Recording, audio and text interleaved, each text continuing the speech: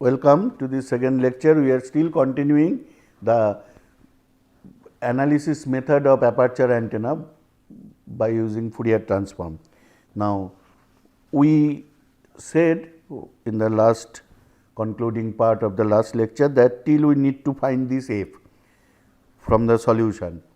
So, generally how in a solution, if I get a solution from a differential equation, how do we solve the constants? We put boundary conditions. Here what will be the boundary condition? The boundary condition is, if this is really a solution, let us go back to z is equal to 0 plane, and then this solution should give me the aperture field that I have assumed. So, that we will do now to find this solution f. So, what we can say that we will go to z is equal to 0, and there we know that we have the tangential field on the aperture as this, and this should be equal to,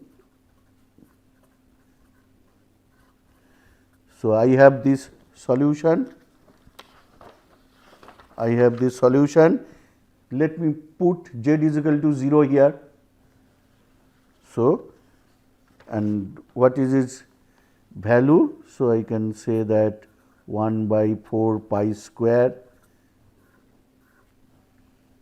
minus infinity to infinity on, and that f on the aperture I am calling f t, kx ky e to the power minus j k z into 0 e to the power minus j k x x minus j k y y d k x d k y.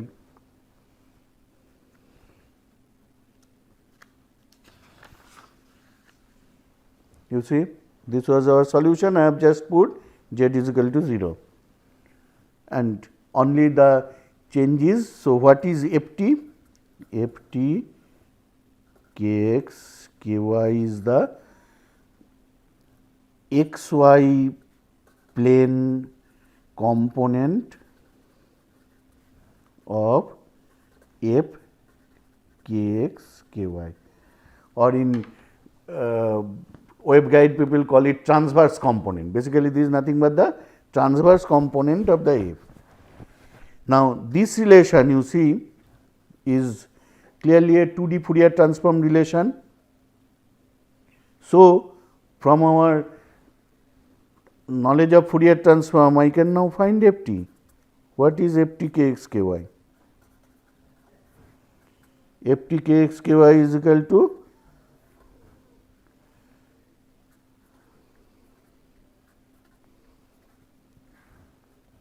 E a x y e to the power plus j k x x plus j k y y dx dy.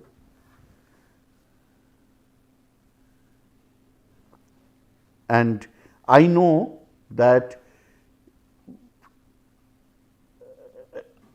this aperture field exists only over the aperture. Generally, I can say. So, but this is the exact expression.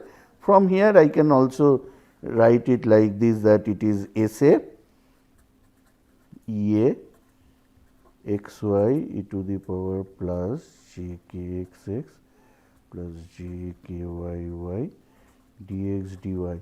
This is known to me, so I can find f t. So, f t is known. Now, you said that f is not known, f t is known, okay. But I will say that I have already proved that their degree of freedom is 2. So, I will write, okay, f is what?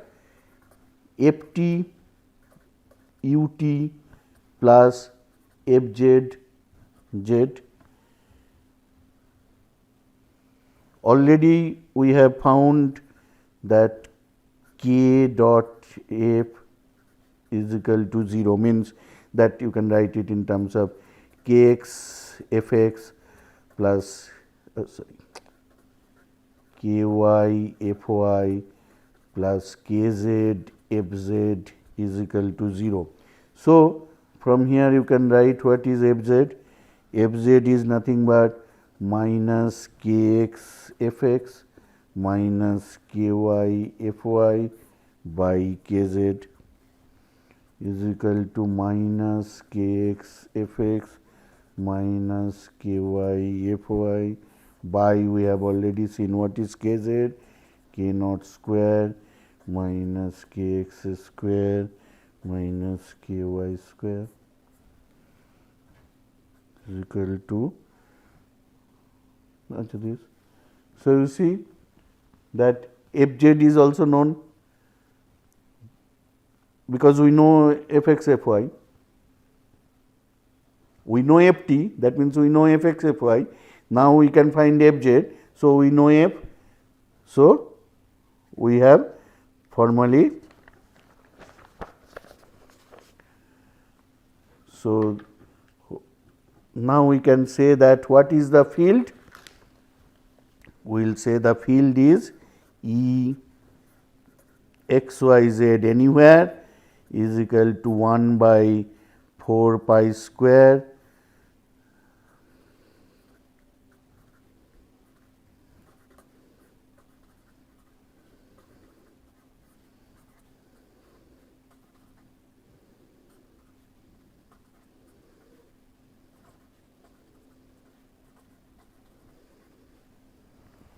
Okay. So, this is the solution. So, if I know aperture field, I can find f, and then I can find the radiated field everywhere. Now, the question is, as in case of wire antennas also, that can I evaluate this integral? This integral is very difficult to evaluate in general, because this k dot r, it is a very rapidly varying and oscillating function. So, generally in the, it is not easy to evaluate it, but we are also not interested to know what is the electric field everywhere. We want to know what is the electric field in the far zone, and in the far zone, that means when r is much greater than lambda naught, that means k naught r is large, there actually there is a method which is called stationary phase method. Actually, in that method what happens that if you have an oscillating integral, you can see that generally the oscillation, the effect of this oscillation cancels out, but near the stationary points means where that function has a maxima or minima, those stationary points, there it is not an oscillating thing. So, what it says that you evaluate the integral on those stationary points, generally that will be the asymptotic value of the integral. So, by applying that, people have found that at very large far fields, the field is given by this. Actually, in classes we derive this by stationary phase method, that how this comes, but here we are not. If any of you are interested, you can contact me. I can share the notes that how can this be evaluated, or these are available in books, particularly R.E. Collins' book, it has been shown that how to do that. So, this is ultimately the useful expression, the far field of the antenna is given by this, you see, in terms of this f, it can be expanded. So, the far field is simply related to the Fourier transform of the aperture field. Now, in the evaluation of this f t, the integrals over x and y are taken over all portions of the z is equal to 0 plane, on which non-zero values of the tangential electric field exist. If SA is an opening cut in a perfectly conducting screen, then everywhere outside SA will be 0 tangential electric field. So, then also it has been seen that for an aperture that is large in terms of wavelength, which is our case. I said that any practical antenna, aperture antenna should be sizable dimension, electrical dimension. So, there it has been seen that FT is highly peaked in the forward direction, means along the z axis. If you look at this diagram, so along this z axis the FT is highly peaked, and you know that since the fx kx fx, that formula, this yes, this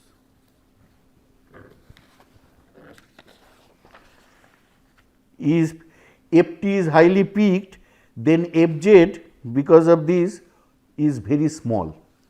So, in these zones where we are interested, in the far zone and also in the bore side direction, we can say that generally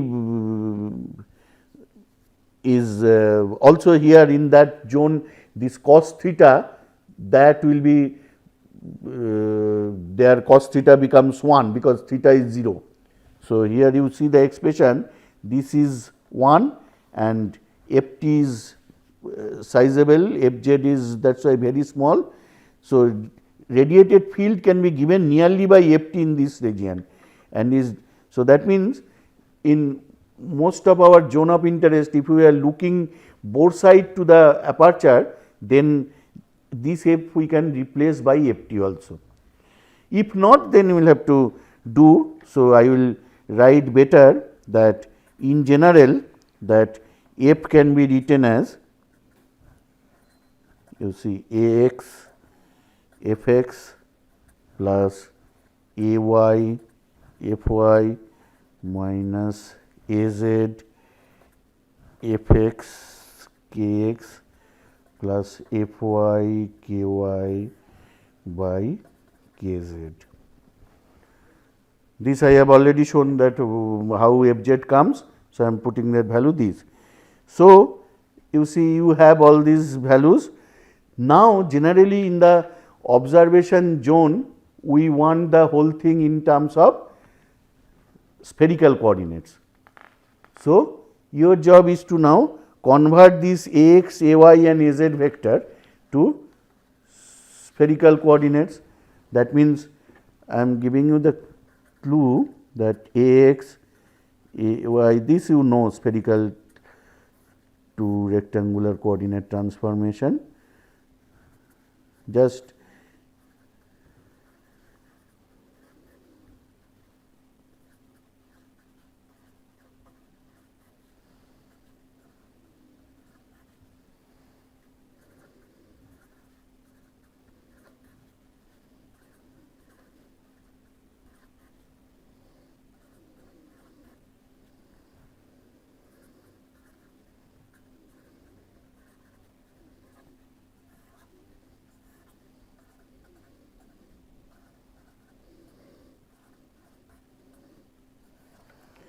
so, with the help of this, you can see that the far field can be written as J k naught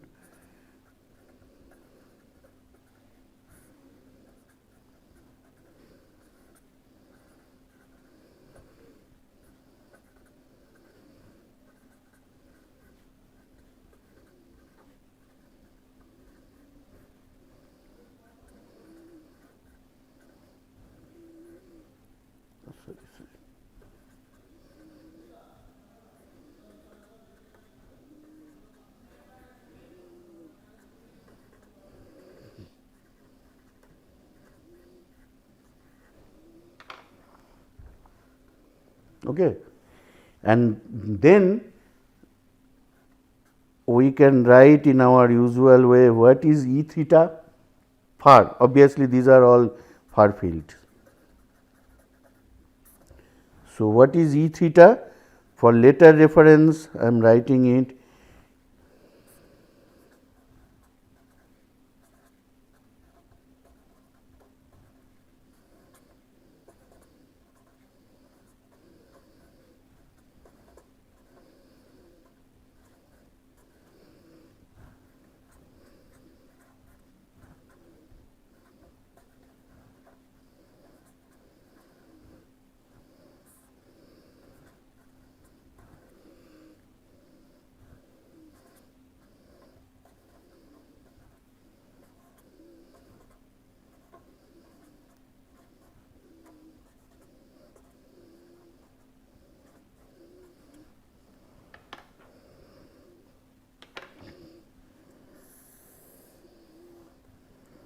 very important this thing, that E theta and E phi we got. In the far field I can easily get H theta H phi from these. So, here you see that I have these components. Another point I want to emphasize, that since we have this k dot f is equal to 0. So, I can say that f does not have any component in the direction of propagation vector k. So, and also we have seen that the electric field is directly related to f. So, can I say that the electric field also does not have any component in the direction of the propagation vector? What is the meaning? That means in the radiation zone the fields are TEM waves. So, basically we have superposition of TEM waves in the far zone. So, from an aperture when the field is radiated, basically we get in the far field the superposition of various TEM waves, that we can see in the spectrum. The spatial frequency spectrum shows that what TEM waves are. Okay. So, this concludes the analysis part. So, by Fourier transform, then if you can guess the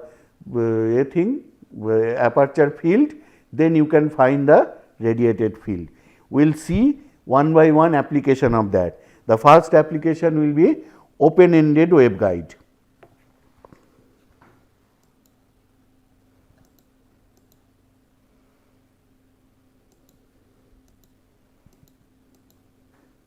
You see, this shows an open rectangular waveguide.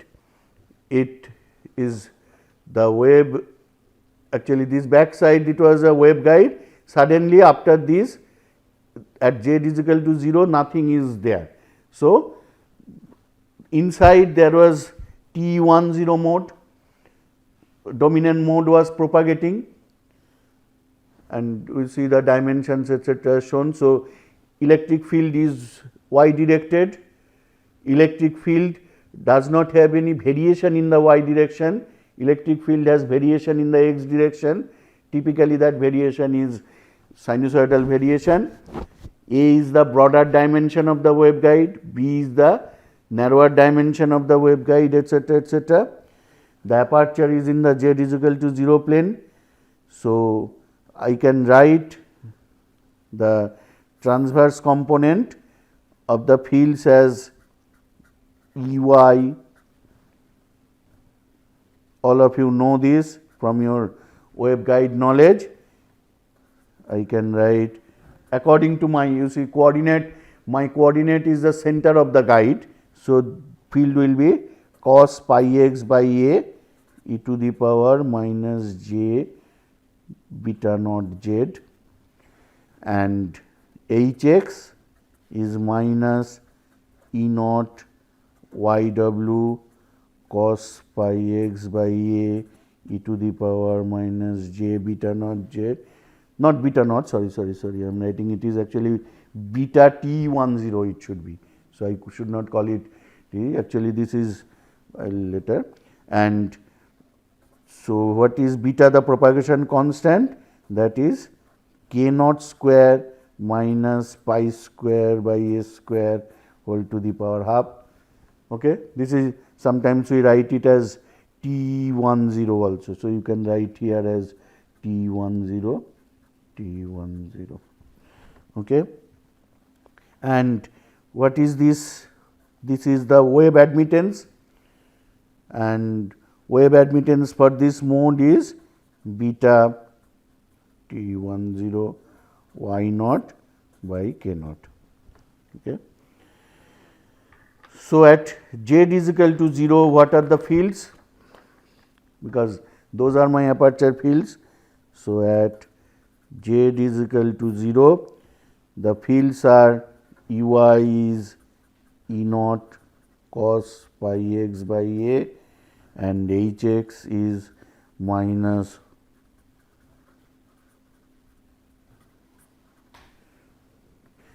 now. At this aperture, suppose the wave was coming with dominant T10 mode. So, it was seeing an wave impedance of 1 by y omega y w 1 by that wave admittance. Suddenly, it sees free space impedance, that is 377 ohm. So, what will happen? There will be immediately a deflection. There will be a reflected T10 mode wave. Also, because of this discontinuity, there will be some higher order modes will get generated. So, a small amplitude of that are excited near the open end.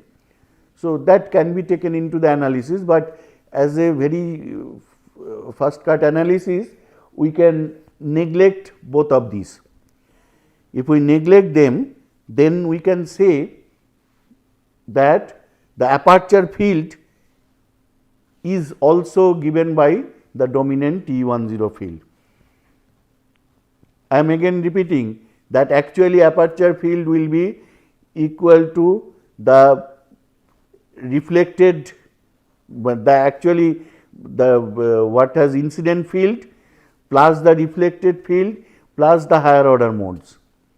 But I can neglect the reflected and other parts as a first analysis. So, it has been found that this assumption, if I made that the aperture field is as if the same as the dominant mode field, then in the main lobe of the radiation there is no discrepancy, but in the side lobes there are some discrepancy. Okay.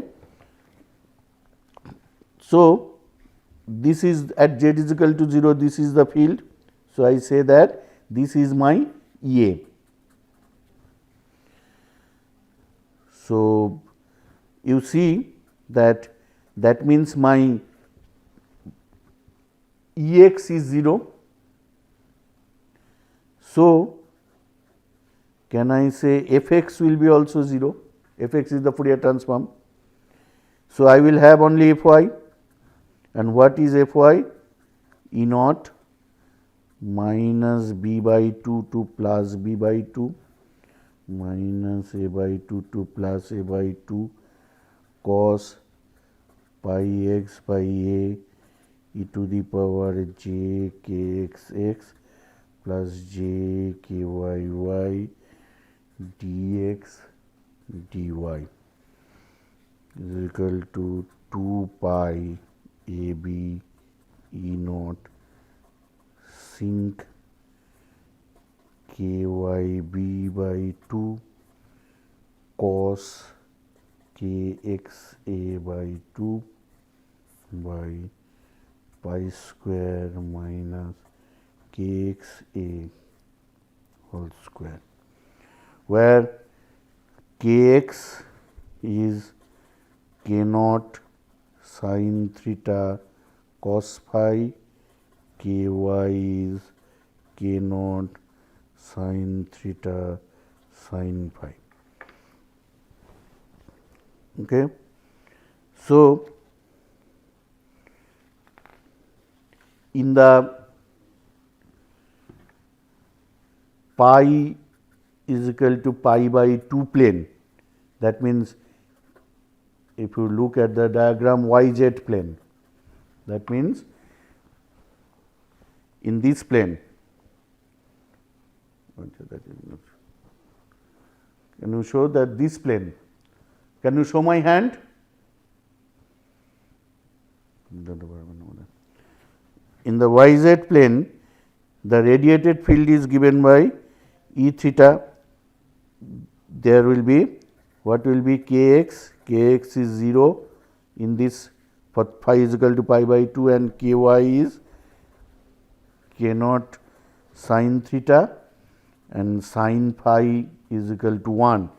So, E theta is proportional to fy sin phi is equal to 2 pi ab E naught sinc k naught b by 2 sin theta 1 by pi square is equal to 2 by pi ab E naught sinc b, where b is equal to k naught b by 2 sin theta.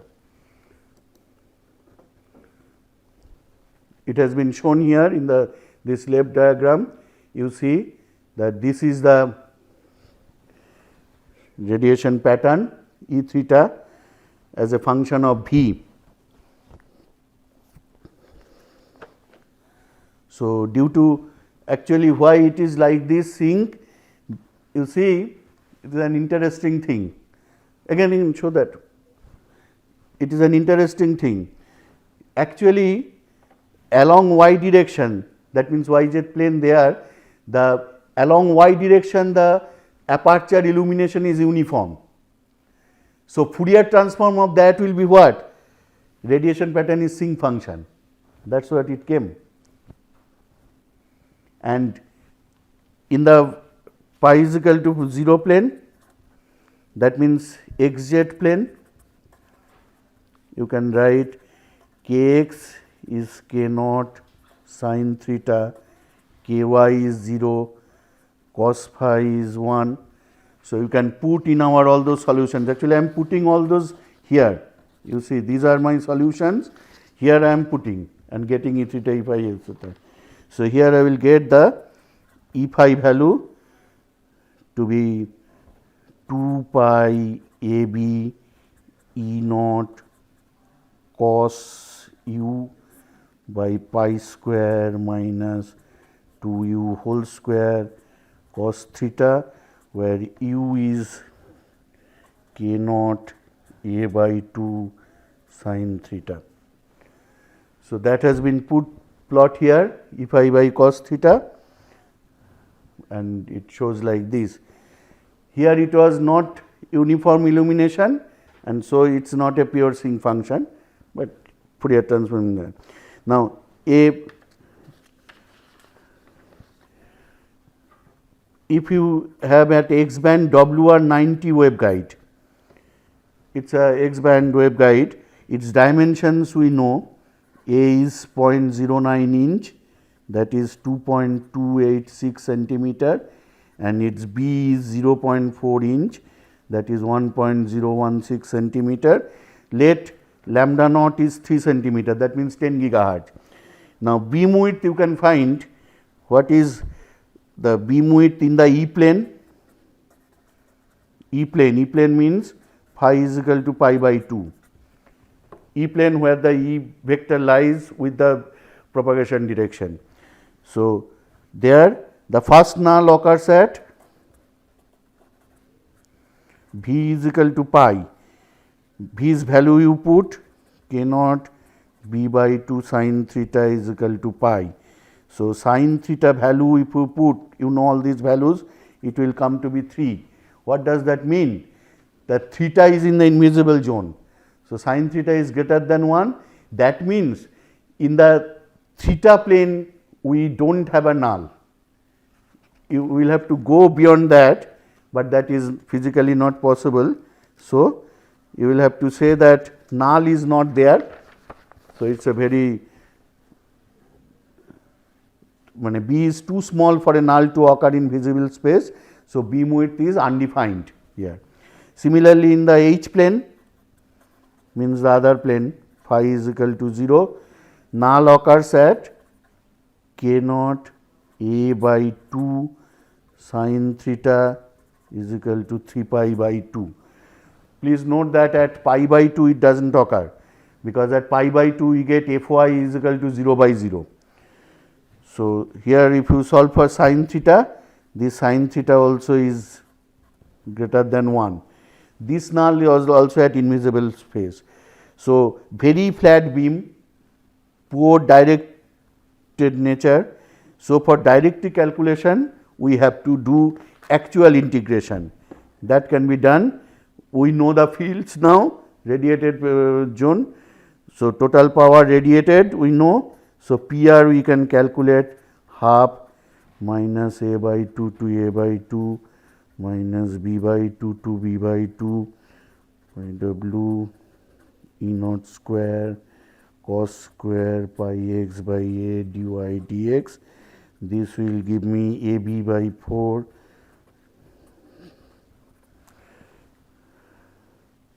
and we know from these two principal patterns, from here we know where is the maximum radiation happening. It is along z axis.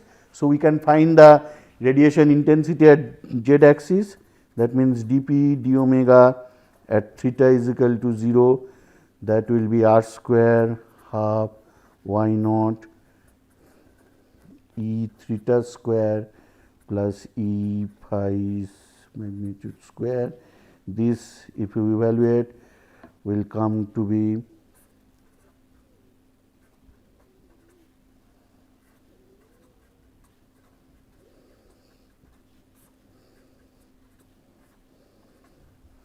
so directivity D is 4 pi dp d omega at theta is equal to 0 by PR.